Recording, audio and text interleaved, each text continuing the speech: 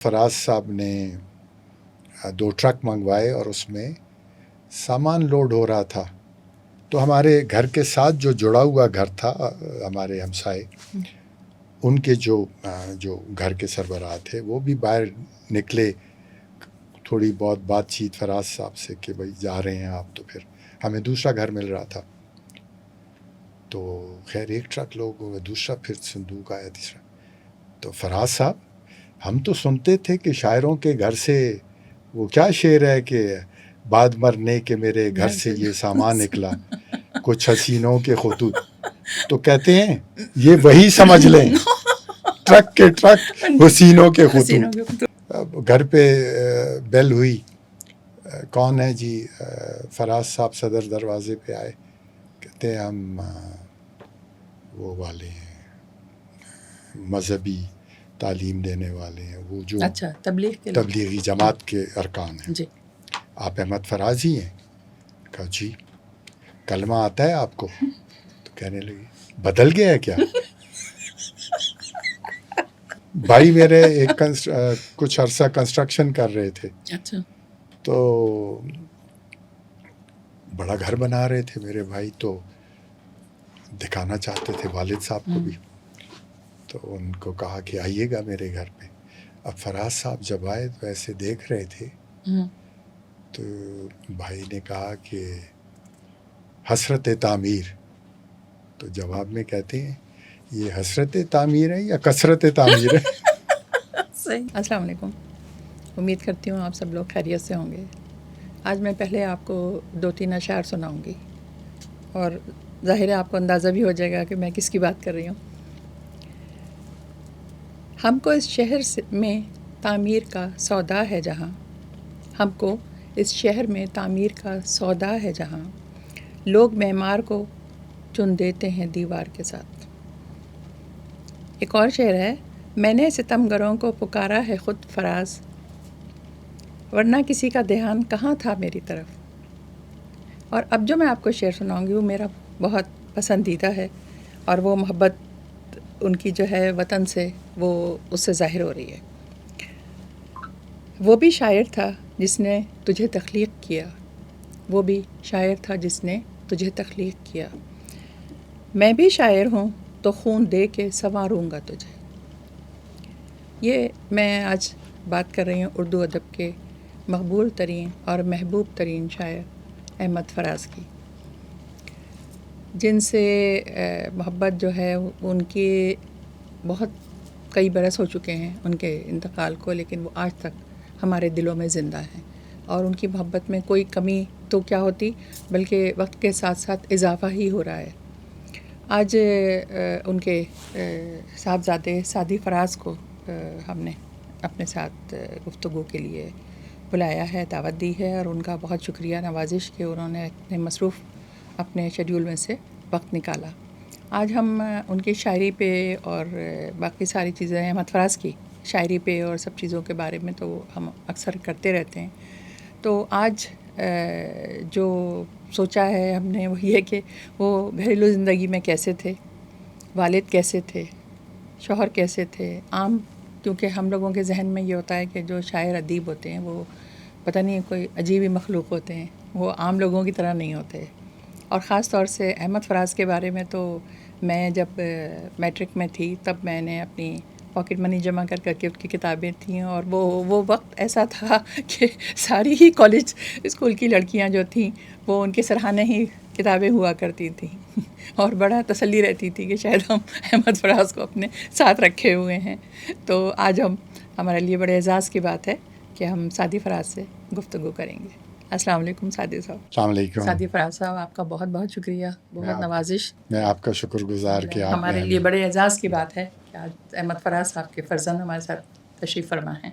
میں ان کی ذاتی زندگی اور ان کی جو شاعری اور جو گھر میں وہ کس طرح رہتے تھے اس بارے میں کچھ جاننا چاہوں گی. ضرور. گھر میں نارمل انسان تھے وہ. شاعر جو ہوتا ہے وہ ارد گرد کی زندگی سے ماورا نہیں ہوتا، اور وہ بھی ان اے وے نارمل پرسنالٹی تھے. لیکن یہ ہے کہ ہم نے جب آنکھ کھولی تو وہ آلریڈی سراؤنڈنگز میں، اینڈ ہم نے آنکھ کھولی تھی پشاور میں، اور پشاور کے گھر میں ہم رہ رہے تھے. تو وہ غالباً پاپولیرٹی گین کر رہے تھے، اور وہ گھر سے زیادہ باہر پائے جاتے تھے. کبھی ریڈیو پہ، کبھی ٹرین پہ سفر کر رہے ہیں، ان دنوں میں ٹرین کا سفر تھا، اور کبھی ڈی آئی خان بس پہ جا رہے ہیں. وہ بھی ایک قصہ ہے کہ وہ کیسے ڈی آئی خان پہنچتے تھے، کیونکہ ان دنوں میں یہ انڈس ہائی ویز اور دوسری ہائی ویز اتنی اچھی نہیں تھی، تو روڈ کا سفر بھی خاصا مشکل ہوتا تھا. تو ساتھی کی تلاش ہوتی تھی کہ کوئی ان کا ساتھ دے سفر میں بھی. یہ اور بات ہے کہ انہوں نے شعر ایک لکھ رکھا ہے کہ مگر کسی نے ہمیں ہم سفر نہیں جانا، یہ اور بات کہ ہم ساتھ ساتھ سب کے گئے. تو وہ سو کہنا یہ تھا کہ بچپنے میں ہم نے انہیں گھر سے زیادہ تر تو باہر دیکھا، بٹ جو گھر کی یادیں ہیں وہ یہی ہیں کہ وہ ہم سے ہمارے اسکول کے ہوم ورکس کا پوچھتے تھے، اور چاہتے تھے کہ ہم پڑھائی پہ توجہ دیں. اور جو ہم پڑھتے گئے اور تھوڑی سی سینئر کلاسز آتی گئیں، تو وہ ہمیں کہا کرتے تھے کہ پڑھائی سب سے امپورٹنٹ ہے، اور اس سلسلے میں تم لوگوں کو جو بھی ہیلپ چاہیے ہو وہ ہم کرتے رہیں گے. ہمیں اپنے گھر کے اخراجات اور قربانیاں دینی پڑیں تو بھی ہم دیں گے، لیکن آپ لوگوں نے اچھے سے پڑھنا ہے. اور وہ انہوں نے نبھایا، اور ہم بورڈنگ 8ویں جماعت سے ہی بورڈنگ سکولز میں چلے گئے، جو کہ ذرا ایکسپینسو بھی تھے، اور بورڈنگ کے اخراجات اور ٹیوشن کے وغیرہ وغیرہ. But he was happy that we were in to good schools and colleges. In fact مجھے آپ نے پوچھا کہ بچپن میں کیسے تھے، تو ایک دلچسپ بات یاد آ رہی ہے کہ جب 5 سال کا ہوا تو امی اور فراز صاحب میں طے ہوا کہ مجھے اب اسکول جوائن کرنا چاہیے. ان دنوں میں یہ پری نرسری اور نرسری اور یہ چیزیں نہیں ہوتی تھیں. بالکل ایک ہی کلاس تھی کے جی، اور کے جی کے بعد شاید 1 ہوا کرتی تھی. تو امی مجھے انگلی سے پکڑ کے، قریب ہی تھا اسکول، انگلش میڈیم تھا اس وقت قریب، تو لے گئیں. تو پرنسپل کہتی ہیں کہ بچے کی عمر کیا ہے؟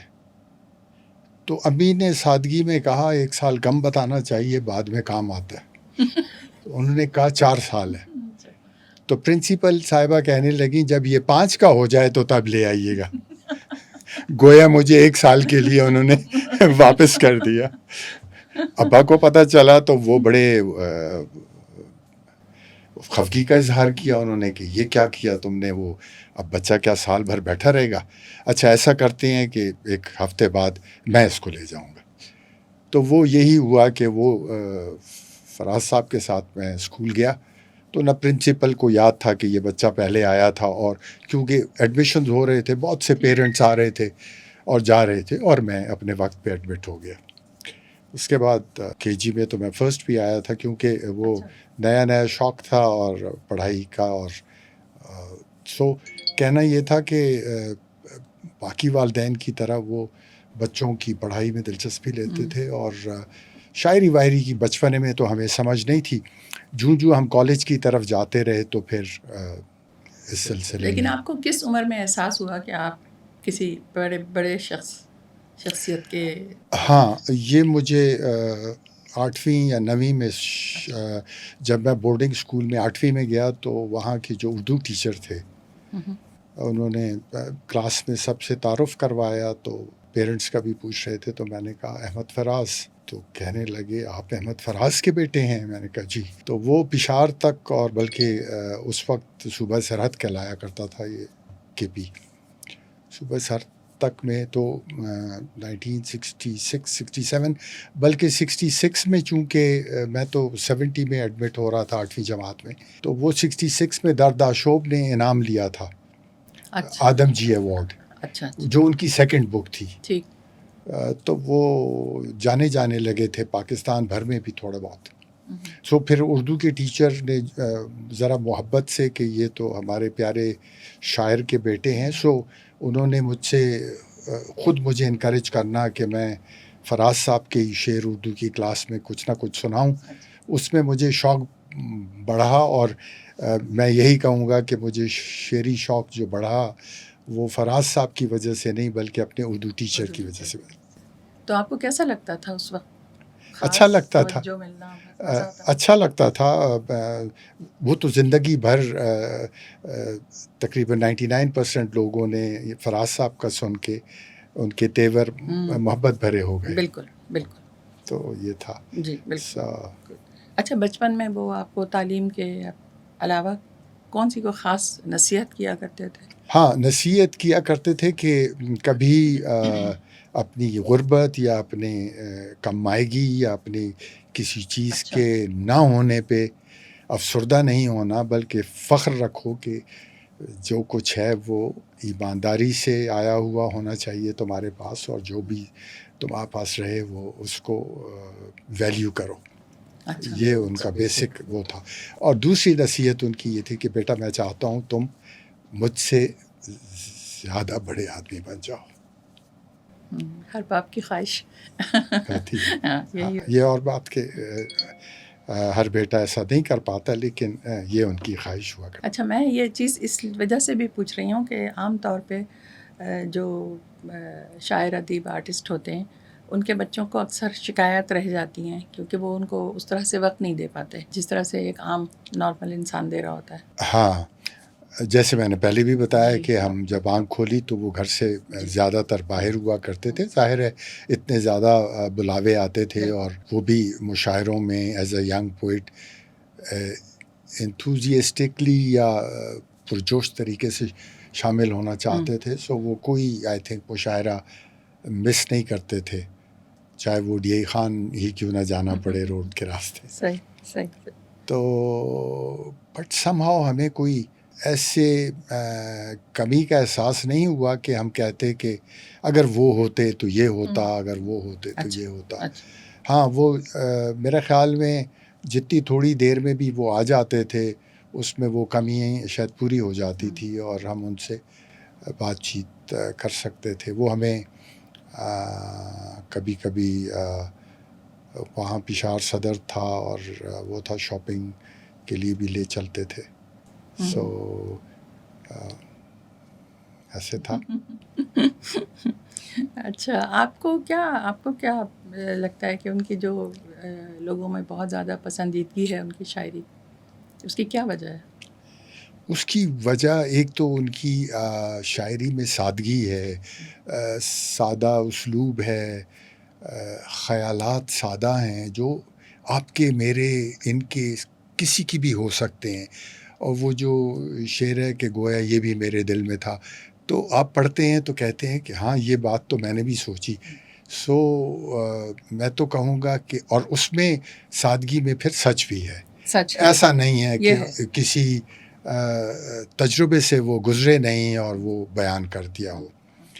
تو کیا جب کچھ نیا لکھتے تھے وہ تو پہلے سناتے تھے گھر والوں کو, آپ کی والدہ کو؟ نہیں. وہ البتہ یہ ہے کہ جب میں 7ویں 8ویں میں ہوا تو مجھے ان کی ڈائری شاعری والی نظر آتی تھی, تو مجھے شوق ہوا کہ یہ شعر جو ابھی تک چھپے بھی نہیں ہیں میں سب سے پہلے پڑھ پاؤں. اچھا, پھر وہ جب کتاب میں چھپتے تھے تو تھوڑے سے مختلف ہوتے تھے. تو میں حیران ہوتا تھا کہ یہ تو میں نے ان کی جو کتاب تھی اس میں پڑھا تھا, تو یہ تو ایسے تھا. اب میں آپ کو 1-2 مثال یہ دوں کہ میرے چہرے پہ لکیریں ہیں تو حیرت کیوں ہے, زندگی نے مجھے کچھ تم سے زیادہ پہنا. جیسے آپ کپڑے زیادہ پہنتے ہیں تو چہرے پہ, تو پھر بعد میں جب وہ چھپا تو وہ چینج ہو کے یہ ہو گیا تھا, میرے چہرے پہ سلوٹیں ہیں تو حیرت کیوں ہے, زندگی نے مجھے کچھ تم سے زیادہ پہنا.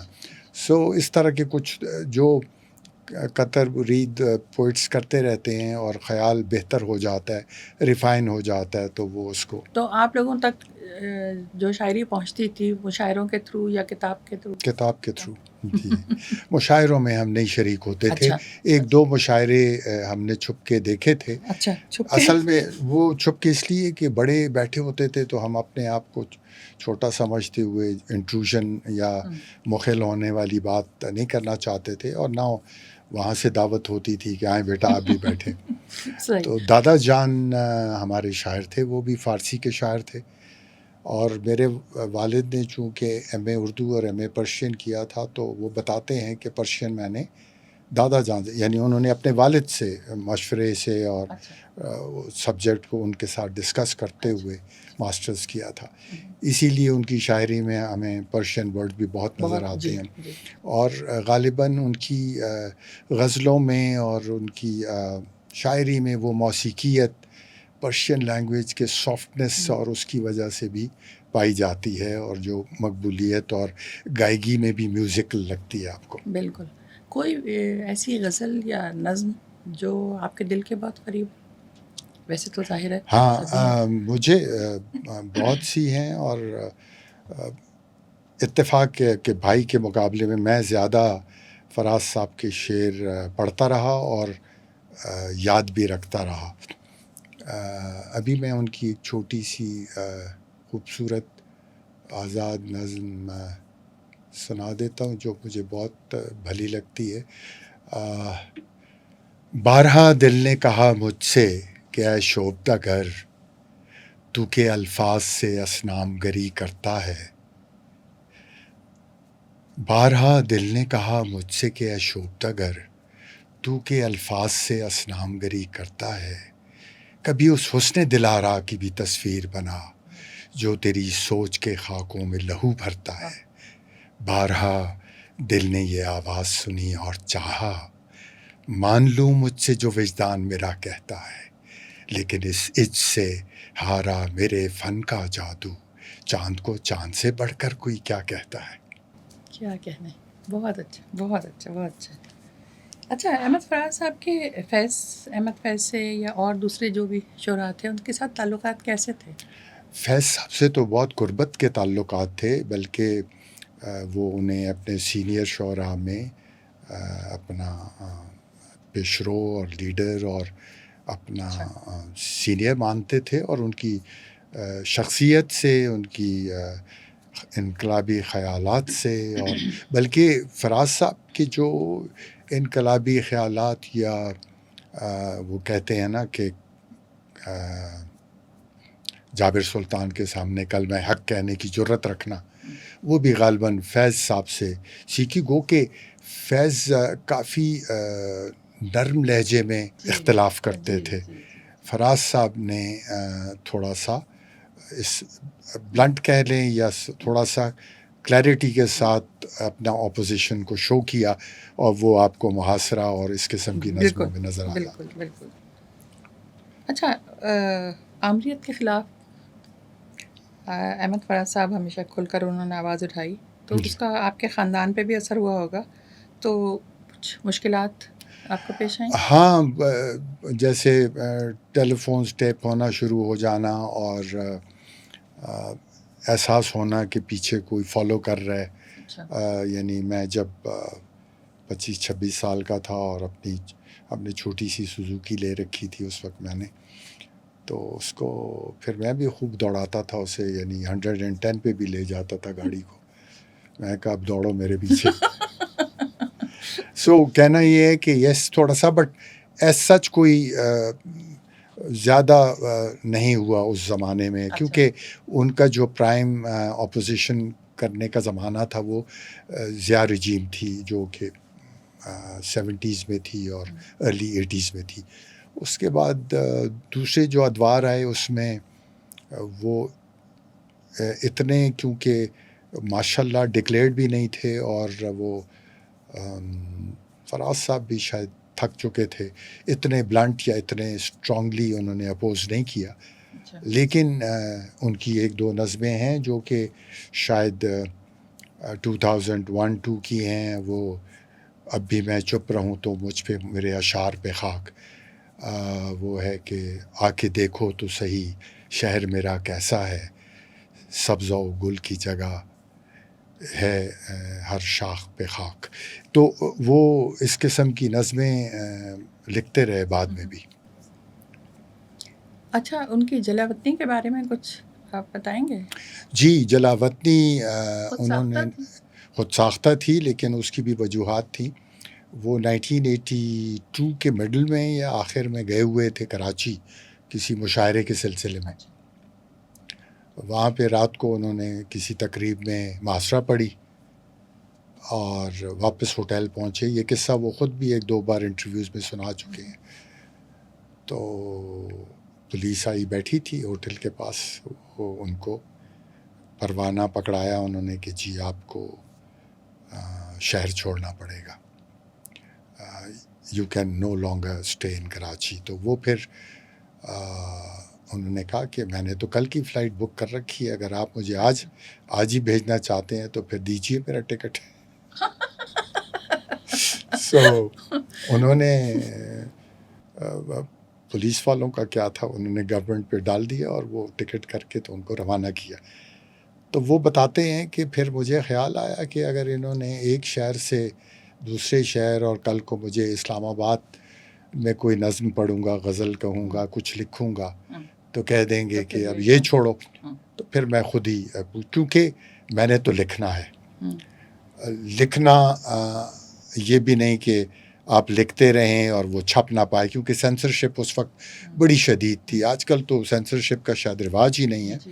اس وقت تو بلیک سپاٹس اخبار پہ آپ کلیئرلی دیکھ سکتے تھے. وہ ایک کالم ہوتا تھا، اس میں 3-4 بلیک سپاٹس ہوتے تھے، جیسے بلیک مارکر سے اس کو کاٹ دیا گیا ہو، اور وہ اسی طرح چھپتا تھا.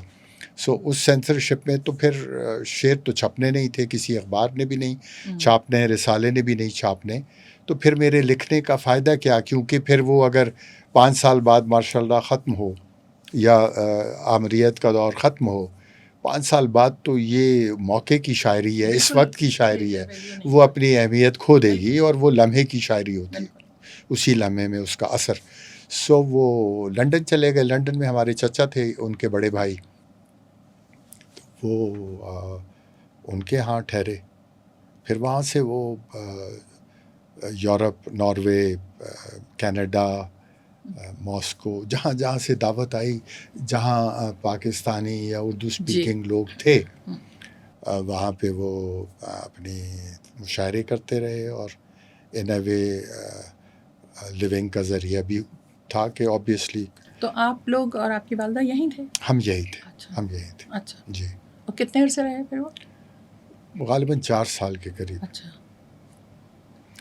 تو وہ اس کی وجہ یہ تھی کہ لکھنے کی جب آزادی نہیں تھی تو انہوں نے کہا کہ مجھے پھر جانا اور پھر اس کا فائدہ ہوا. وہاں سے انہوں نے نابینا شہر میں آئینہ جو کتاب ہے جو 84 میں چھپی، وہ وہاں کینیڈا سے چھپی تھی. ہاں، اس میں خاصی کچھ سخت نظمیں بھی ہیں اور کچھ رومانوی پوئٹری بھی ہے اور کچھ وہ بھی. جب یہ اس طرح کا ماحول ہوتا تھا، اس طرح کے حالات ہوتے تھے، گھبراتے تھے؟ نہیں. ابھی اگر آپ مجھ سے آگے پوچھتی کہ ان میں آپ کو کیا خوبی اچھی لگی، تو میں یہی کہنے لگا تھا کہ ان کا نڈر پن، جو نڈر تھے، اور وہ کہہ دیتے تھے. اچھا، مزاح میں بھی وہ جو ان کے دل میں آتا تھا، مزاحیہ بات، وہ کہہ دیتے تھے. وہ کہتے ہیں نا شاعروں کے بارے میں کہ بندہ جائے لیکن فکرہ نہ جائے. یعنی بندہ جائے سے مراد کہ وہ ناراض ہو جائے. بالکل بالکل. فکرہ نہیں جانے دیتے تھے. وہ اب مجھے ایک واقعہ یاد آ رہا ہے کہ وہ کہیں میں نے پڑھا تھا، انہوں نے تو نہیں بتایا، کہ 80s میں وہ کسی دعوت میں بیٹھے تھے تو خاتون خانہ کہتی ہیں کہ فراز صاحب آپ کے لیے خصوصاً میں نے یہ اپنے ہاتھ سے کڑی بنائی ہے. خیر فراز صاحب جو بھی چاول یا دال یا جو بھی کھا رہے تھے وہ کھاتے رہے، کچھ اور لوگ بھی بیٹھے تھے. پھر کہتی ہیں کہ فراز صاحب یہ کڑی لیں گے، آپ کو پسند نہیں ہے؟ کہتے ہیں پسند ہے لیکن پیش کے ساتھ. کڑی. اچھا، پھر اسی طرح مزاح میں تو لفظ اگر ذہن میں آ گیا تو وہ پھر چھوڑتے نہیں تھے.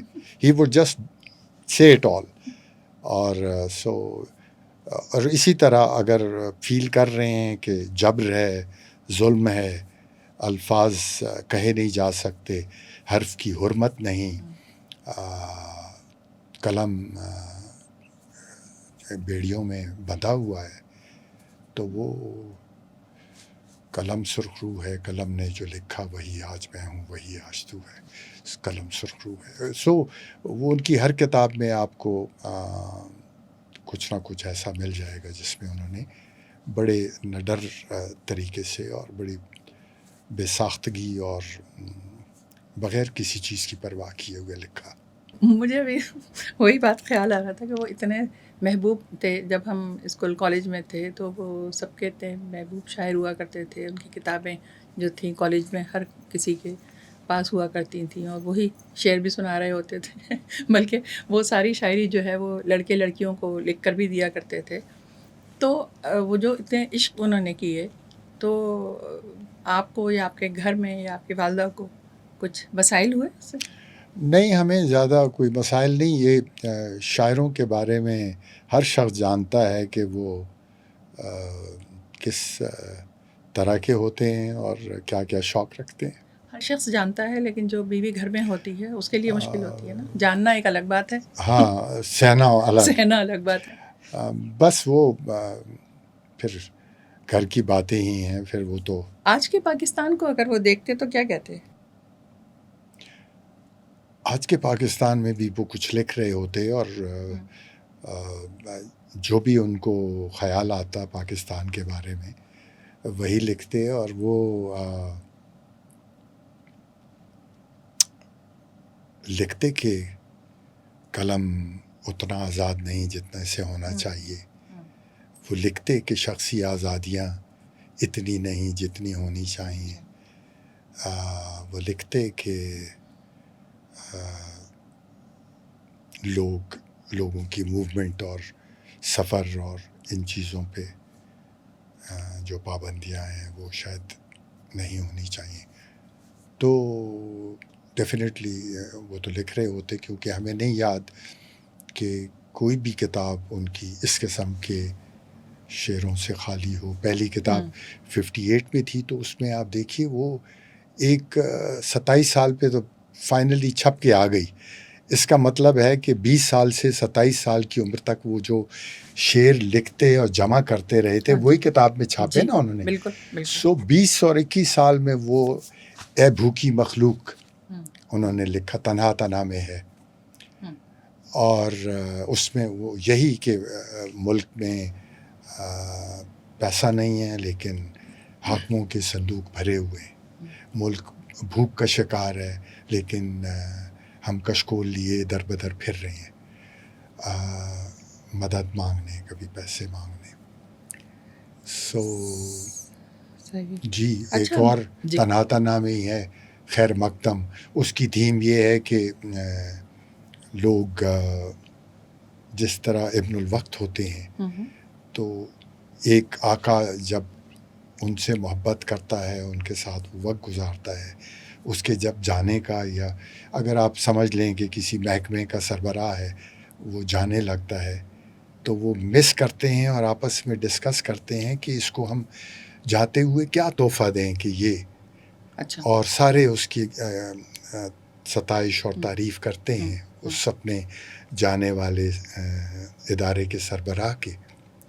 لیکن آخر میں وہ اس کنکلوژن میں پہنچتے ہیں کہ ہمیں کیا، ہم تو نوکری کرتے ہیں، کوئی آئے یا جائے اس سے بہتر نہیں ہے کہ ہم آنے والے کا خیر مقدم کریں.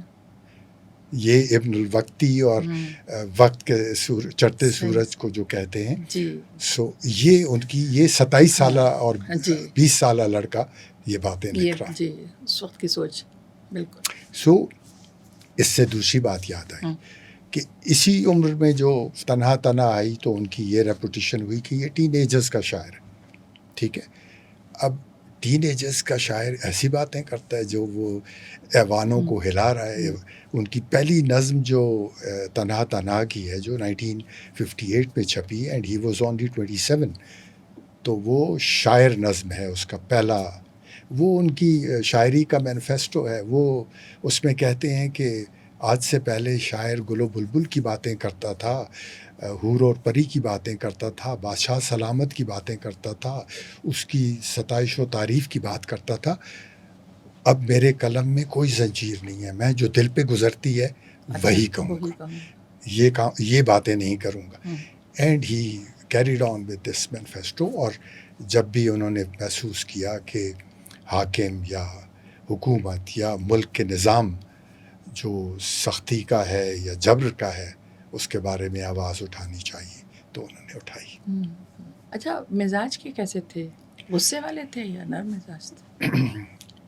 ہمیں بچپنے میں یاد ہے کہ جب ظاہر ہے جب میں بچپن اپنا کہتا ہوں تو وہ جوان تھے. جی بالکل. تو جوانی میں تھا ان کا غصہ. ہم نے اسکول میں خراب رزلٹ پہ مار بھی کھائی ہے تو غصہ آتا تھا انہیں. بٹ ہم نے گریجولی دیکھا کہ وہ غصہ کم ہوتا گیا اور جو ہی وہ تھوڑی سی انٹو ہز 50s شاید ہم بھی بڑے ہو گئے تھے تو ہم ان سے دوستانہ رویہ تھا. پھر میں ان سے پوچھتا تھا کہ آپ نے ایک جگہ لکھا ہے کہ یہی دل تھا کہ ترستا تھا مراسم کے لیے، اب یہی ترک کے تعلق کے بہانے مانگے، تو یہ تضاد نہیں ہے؟ یس آئی ووڈ آسک ہم. تو وہ کہتے تھے بیٹا یہ دلی کیفیات ہوتی ہیں اور اس میں بعض مواقع ایسے آتے ہیں کہ ہم جن لوگوں کو چاہتے ہیں ان سے نجات حاصل کرنا چاہتے ہیں، ایک وقت بھی ایسا بھی آ جاتا ہے. یعنی سور پن یا کوئی وہ کوئی خلش یا رنجش بیچ کی آ جائے تو پھر تو دوستانہ رویہ رہا. اپنے جو ان کے ملاقاتی ہوتے تھے یا جو فینس تھے ان سب سے ملتے تھے؟ نہ صرف ملتے تھے بلکہ حوصلہ نہیں ہارتے تھے آٹوگرافس دینے میں. یعنی اس زمانے میں خط بھی آتے تھے اور جواب دیتے تھے خطوں کے؟ خط کے جواب تھوڑے کم دیتے تھے. ہم دیکھتے تھے کہ ڈھیروں سے خط آ رہے ہیں، یہ تو ہم دیکھتے تھے لیکن پڑھتے نہیں تھے کیونکہ امی نے اور والد نے بچپنے سے ہی پرائیویسی آف لیٹر پہ سمجھا رکھا تھا، وہ تو نہیں. البتہ ایک دلچسپ خط کے بارے میں قصہ ہے. ہماری تبدیلی ہو رہی تھی تو فراز صاحب نے 2 ٹرک منگوائے اور اس میں سامان لوڈ ہو رہا تھا. تو ہمارے گھر کے ساتھ جو جڑا ہوا گھر تھا، ہمارے ہمسائے ان کے جو گھر کے سربراہ تھے وہ بھی باہر نکلے. تھوڑی بہت بات چیت فراز صاحب سے کہ بھائی جا رہے ہیں آپ، تو پھر ہمیں دوسرا گھر مل رہا تھا. تو خیر ایک ٹرک لوگ ہو گئے، دوسرا پھر صندوق آیا، تیسرا. تو فراز صاحب ہم تو سنتے تھے کہ شاعروں کے گھر سے وہ کیا شعر ہے کہ بعد مرنے کے میرے گھر سے یہ سامان نکلا کچھ حسینوں کے خطوط. تو کہتے ہیں یہ وہی سمجھ لیں، ٹرک کے ٹرک حسینوں کے خطوط. سو موقع کی مناسبت سے اتنے برجستگی سے جواب دیتے تھے. گھر پہ بیل ہوئی، کون ہے جی؟ فراز صاحب صدر دروازے پہ آئے، کہتے ہیں ہم وہ والے ہیں مذہبی تعلیم دینے والے ہیں، وہ جو تبلیغی جماعت کے ارکان ہیں. جی آپ احمد فراز ہی ہیں؟ کہا جی. کلمہ آتا ہے آپ کو؟ تو کہنے لگی بدل گیا ہے کیا؟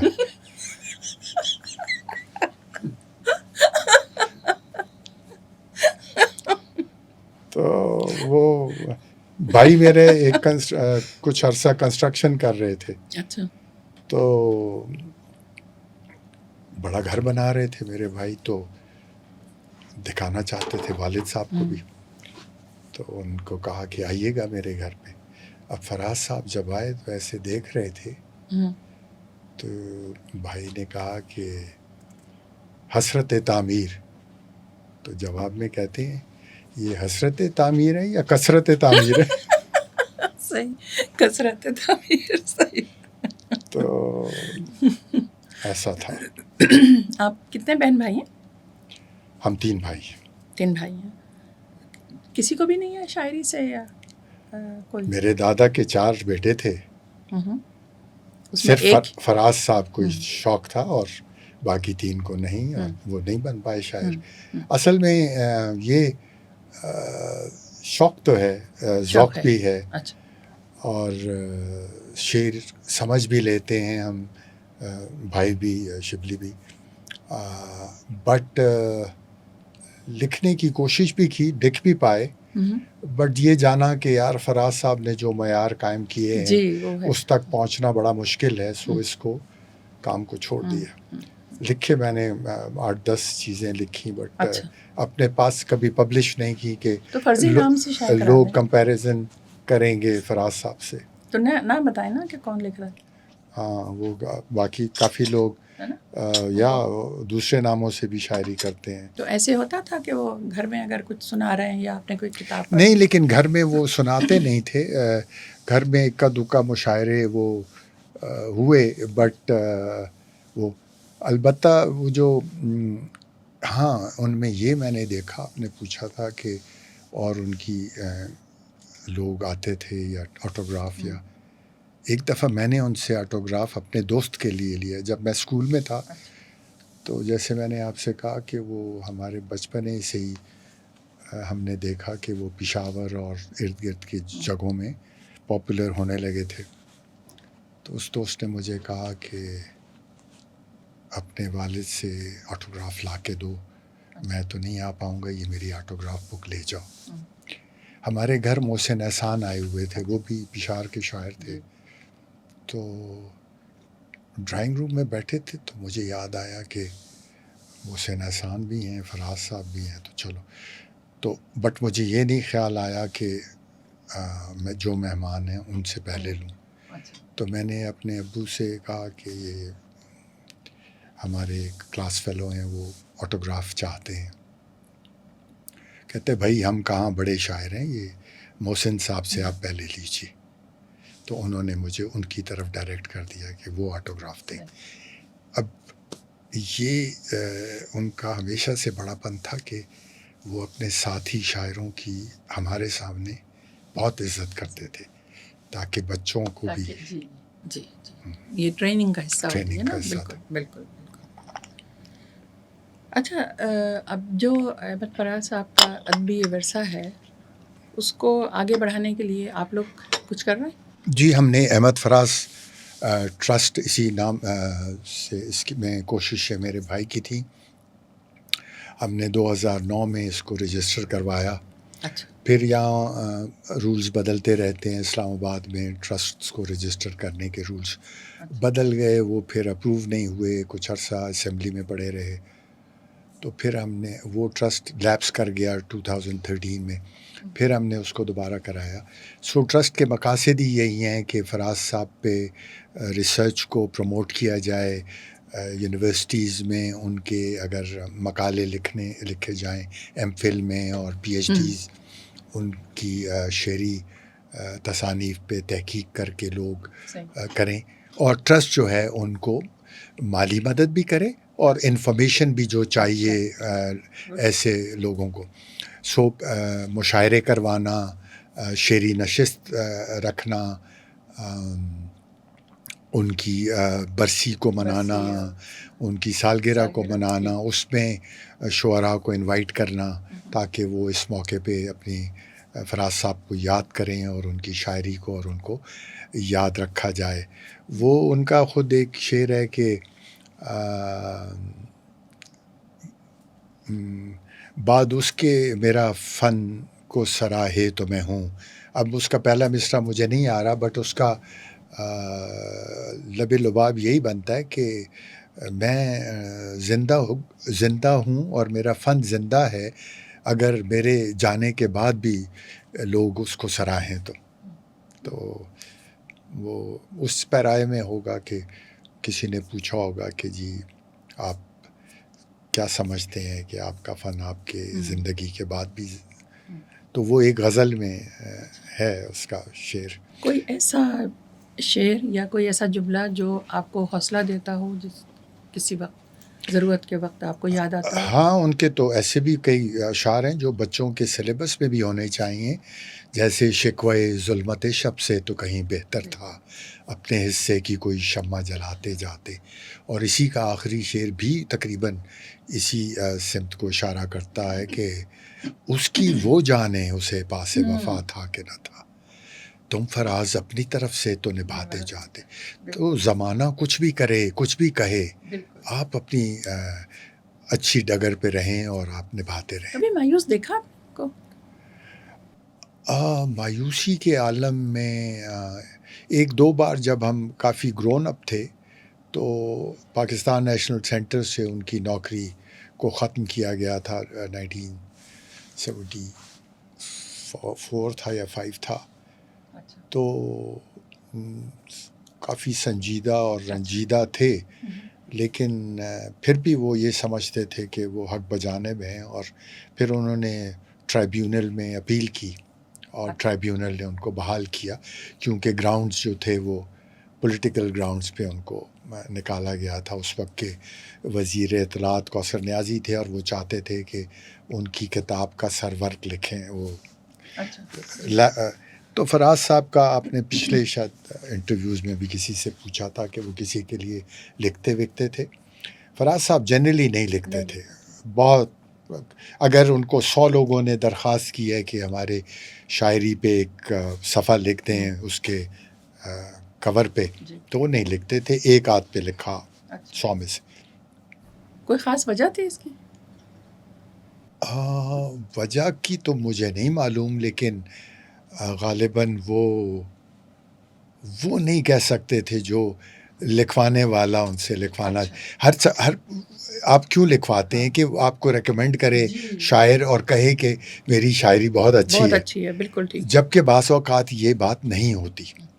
تو یہی بات کوثر نیازی صاحب ہے، اللہ ان کو بخشے، وہ جو ہیں کہنے لگے کہ فراز آپ ہماری منسٹری میں ہو اور آپ ہمارے ہی ادارے میں ہو، ہماری کتاب آ رہی ہے، آپ اس کے لیے لکھیے. تو ان کا پوائنٹ آف ویو یہ تھا کہ کوثر نیازی صاحب میں تو آپ کو شاعر ہی نہیں مانتا، تو جا کے آپ کی شاعری کی کتاب کی تعریف کروں. بس اس بات کو ظاہر ہے فراز صاحب تھے، انہوں نے تو بلنٹلی یہ بات کہہ دی یا پہنچا دی، کہا نہیں بھی تو لیکن اگلا تو ضروری نہیں ہے کہ آپ کو معاف رکھے. پھر ایسے کچھ 2-4 چیزیں ڈھونڈ کے تو بس ان کو فارغ کر دیا گیا تھا. بٹ انہوں نے اپیل کی اور وہ فوراً انسٹال ہو گئے تھے. سو وہ کچھ لمحے تھے جس میں ہم نے ان کو رنجیدہ یا پریشان دیکھا تھا. کیونکہ یہ میں نے اس لیے پوچھا کہ ایک اور شاعر تھے، انہوں نے کہا کہ میں نہیں لکھتا اس طرح لوگوں کی کتابوں پہ فلیپ نا. تو ان سے جب میں نے پوچھا تو انہوں نے کہا کہ یہ ایک طرح کی گواہی ہوتی ہے. تو ظاہر ہے اگر آپ کہتے ہیں کہ اچھا شعر نہیں ہے اور آپ اور آپ کو کہنا ہے تو غلط گواہی ہے، گواہی دے رہے ہیں، پھر آپ بالکل صحیح ہے. سوشل میڈیا کے دور میں آپ کیا سمجھتے ہیں شاعری کس طرف جا رہی ہے؟ سوشل میڈیا پہ تو فراز صاحب کے شعروں کا یہ حال ہے کہ سردی کیوں لگ رہی ہے فراز، کمبل کیوں نہیں اوڑھ لیتے. تو اس قسم کے شعر ساتھ فراز لگا دیتے ہیں، اور یہ ان کی فوتگی کے فوراً کے بعد کے 2-3 سال تو یہی چلتا رہا. اب کچھ تھوڑا سا ٹھہراؤ آیا ہے. بٹ کل میں دیکھ رہا تھا فیس بک پہ، وہ آج کل کی ایک ایکٹریس ہیں بڑی پاپولر، کون سی ہیں آپ کو تو پتہ ہوگا، اس نے بھی آگے فراز لگایا ہوا ہے. ہاں، اور وہ اس طرح کے ایک بڑا مزے کا پروگرام ہے کنجر میرا کا. ہاں میرا کا، یا میرا میں وہ کہہ رہے تھے کہ ہم تو نیشنل لیول کی ہیروز کی بات کر رہی ہیں، آپ شان اور مزے کا تھا. سوشل میڈیا پہ نظمیں وغیرہ، وہ شاعری سطحی لیول کی ہے، اور ہر شخص اپنی پوئٹری کو جو لکھتا ہے وہ پروجیکٹ کرنا چاہتا ہے. بٹ وقت جسے سراہتا ہے اور وقت جسے ایکسیپٹ کرے وہی شاعری ٹھہرتی ہے. اچھا، آج کل جو ہے سوشل میڈیا کی وجہ سے ہی یہ چیز زیادہ ہے کسی کی بھی کوئی غزل کوئی شعر جو ہیں وہ لوگ اپنے نام سے پیش کر رہے ہوتے ہیں. ایسا فراز صاحب کی کسی کلام کے ساتھ ہوا یا بچے میں ابھی وہ ہوا ہوگا لیکن نظر سے نہیں؟ ہاں اب ایک نظم کسی نے خود لکھی ہے اور اس کے ساتھ فراز لگا دی ہے اور وہ کہا ہے کہ یہ فراز صاحب کی آخری غزل ہے اور اس میں لکھا یہ ہے اس غزل کا متن کہ مجھے لحد میں اتار رہے ہیں اور میں جو ہے دنیا سے جا رہا ہوں اور میں پیچھے لوگوں کو پریشان کر رہا ہوں، اس قسم کی ہے. تو وہ آخری 25 دنوں میں تو شکاگو میں بیمار تھے اور پھر بھائی میرے ان کو لے کر آئے تھے ایئر ایمبولنس کے ذریعے اور پھر یہاں وہ شفا ہاسپٹل میں بھی 20-25 دن رہے. سو ایسا کوئی غزل انہوں نے نہیں لکھی آخری جیسے آخری آپ کہیں. ان کی آخری کتاب عشق جنوں پیشہ ہے. اس کے بعد ڈیفینیٹلی کیونکہ وہ 2007 میں پبلش ہوئی تھی، 2008 میں فوت ہوئے تھے، تو اس ایک سال میں بھی وہ شعر کہتے رہے اور نئی چیزیں لکھتے رہے. وہ ڈائری کہیں کھو گئی اور وہ ہمیں نہیں ملی، ورنہ ہم ضرور اس کو چھپواتے اور وہ لوگوں کے لیے ایک اثاثہ ثابت ہوتی. اچھا، مجھے ایک بات یاد آ گئی. وہ شاعر جیسے کہ ظاہر ہے محبتیں بہت کرتے ہیں، عشق بہت کرتے ہیں، ایک سے زیادہ کرتے ہیں، اکثر تو کرتے ہی رہتے ہیں خاصی عمر تک. جو انہوں نے وہ لکھی تھی غزل فراز صاحب کی جب آئی تھی، سنا ہے لوگ اسے جی پر. ہاں اس زمانے میں بڑا اب تک لوگ اعتراض کرتے ہیں کہ جی مطلب عمر کے ساتھ ساتھ جو ہے وہ شاعری تھوڑی بہتر ہونی چاہیے یا نوجوانی سے نکل کے آنا چاہیے. آپ کیا سمجھتے ہیں کہ کسی بھی عمر میں؟ نہیں، میں یہ سمجھتا ہوں کہ ایک تو جذبے اور انسانی فیلنگز کبھی بھی ماند نہیں پڑنی چاہیے بھی اور پڑتی بھی نہیں ہیں. پھر شاعر جو کہ احساسات اور جذبوں کا شہنشاہ کہلاتا ہے اور اس کو حساس شخصیت جانا جاتا ہے، وہ جو اس میں یہ بھی تو آپ دیکھیں کہ اس میں انہوں نے خود نہیں کہا، انہوں نے کہا سنا ہے. جی سنا ہے کہہ کے انہوں نے کور کر دیا. ایک تو یہ بات. دوسری یہ کہ آخر میں وہ خود کہتے ہیں کہ مبالغے ہی صحیح، سب کہانیاں ہی صحیح، اگر وہ خواب ہے تعبیر کر کے دیکھتے ہیں. جسٹیفیکیشن بھی آخر میں انہیں وے دے دی ہے. دوسرا یہ کہ آپ یہ دیکھیے کہ ینگ پوئٹس کے لیے اور نئے لکھنے والوں کے لیے انہوں نے کتنے خوبصورت الفاظ کا چناؤ اور روانی اور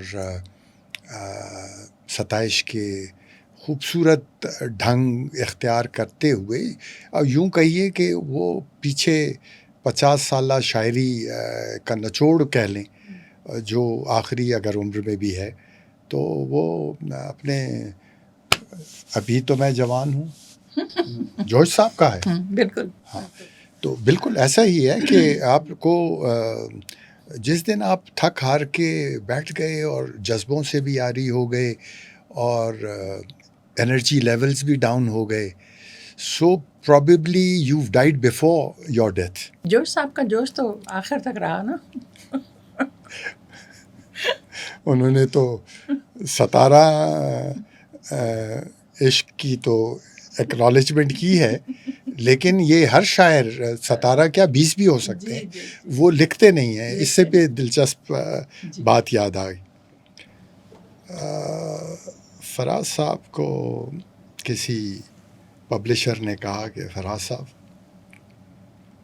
آپ کی مقبولیت اور آپ کی دوستیوں اور آپ کی رعنائیوں کو دیکھتے ہوئے ہم چاہتے ہیں کہ آپ ایک آپ بیتی لکھیں اور اس میں ان تمام دوستیوں اور عشق کا اور جو بھی رہے آپ کو اس کا ذکر کریں، ان خواتین کا بھی ذکر کریں. تو میں آپ کو 5 لاکھ روپے دوں گا اور اس کا بڑی ہاٹ سیلنگ بک ہوگی. تو فراز صاحب جیسے جواب دیتے تھے، وہ خواتین مجھے 7 لاکھ دے رہی ہیں اور کہہ رہی ہیں کہ ہمارا نام آنے نہ پائے.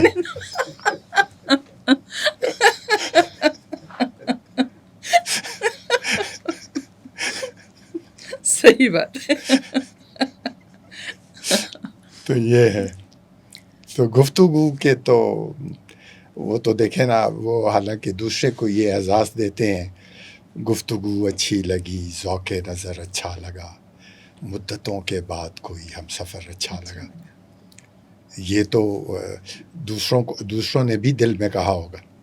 بالکل بالکل کا صحیح کہہ رہے ہیں. اچھا، ان کا اور مشغلہ کیا تھا؟ کوئی خاص شوق تھا انہیں شاعری کے علاوہ؟ کوئی گیمز یا کوئی؟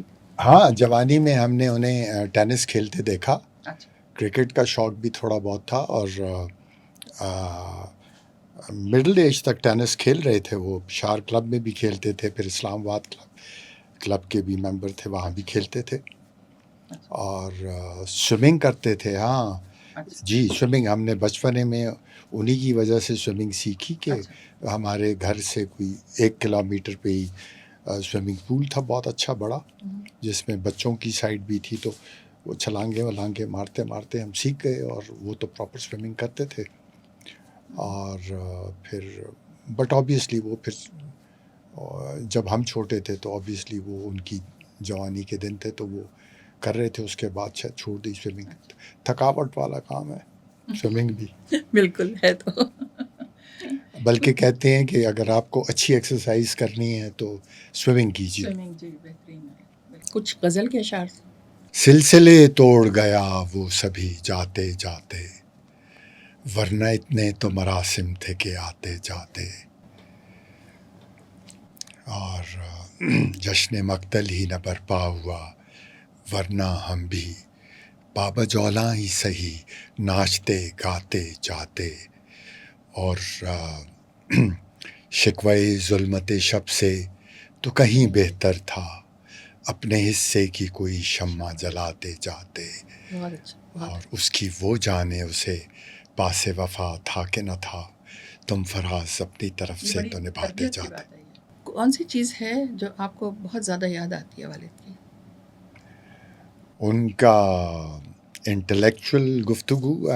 وہ مجھ سے اور بھائی سے کبھی گفتگو بھی کرتے تھے، اور ان کے ساتھ کی گفتگو یاد آتی ہے. ان کا مزاح، جو وہ دوستوں کے ساتھ بیٹھے. اور آپ لوگوں میں آیا، بھائیوں میں آیا وہ مزاح؟ اس لیول کا تو بہت سے کم لوگوں میں آیا ہے، اس لیے وہ تو شعراء میں بھی نہیں ہے. جو لیول ہم غالب کا سنا کرتے تھے، جب ہم نے 10ویں 12ویں میں غالب کو پڑھنا شروع کیا تو ان کے خطوط بھی مزاح والے اور باتیں بھی. لیکن اس کے بعد پھر نثر میں ان کو وہ جو کراچی کے تھے، وہ نام یاد نہیں آ رہا، بٹ یہ تو مزاح میں تو ان کا مزاح یاد آتا ہے. اور اب اچھے شعر نہیں سننے کو دیکھنے کو ملتے، تو یہ یاد آتا ہے. ڈانٹ بھی یاد آتی ہوگی. ڈانٹ کیونکہ ہوئے بہت عرصہ ہو گیا، تو اس لیے وہ تازہ چیز نہیں ہے. آپ کی آخری ملاقات، آخری بات کیا ہوئی تھی؟ آخری بار میں نے ان کو فون کیا تھا جب وہ شکاگو میں اسپتال میں تھے. تو مجھے کراچی کی ان کی ایک فین تھیں، انہوں نے بتایا کہ سعدی وہ تو بیمار ہیں اور ایڈمٹ ہیں. تو میں نے پوچھا کہ کیا؟ تو وہ انہوں نے کہا کہ وہ بیمار ہوئے اور ایک ایمبیسی میں کینیڈا کا ویزا لینے جا رہے تھے، شکاگو کی کینیڈین ایمبیسی. تو وہاں سیڑھیوں سے گرے اور چوٹیں آئیں، اور چوٹوں کی وجہ سے انفیکشن اوپر کو پھیل گیا پوری باڈی میں. تو وہ ایڈمٹ ہیں، اور آپ فون کرنا چاہو تو کر لو، یہ نمبر ہے. نمبر انہیں معلوم کیا. پھر میں نے انہیں فون کیا تو نرس نے اٹھایا. تو میں نے ان کو انگریزی میں التجا کی کہ میں ان کا بیٹا ہوں اور میری اگر بات کرا دیں. تو میں نے ان سے بس یہی کہا کہ ابا جی آپ اچھے ہو جائیں، ہم سب دعا گو ہیں سارے لوگ.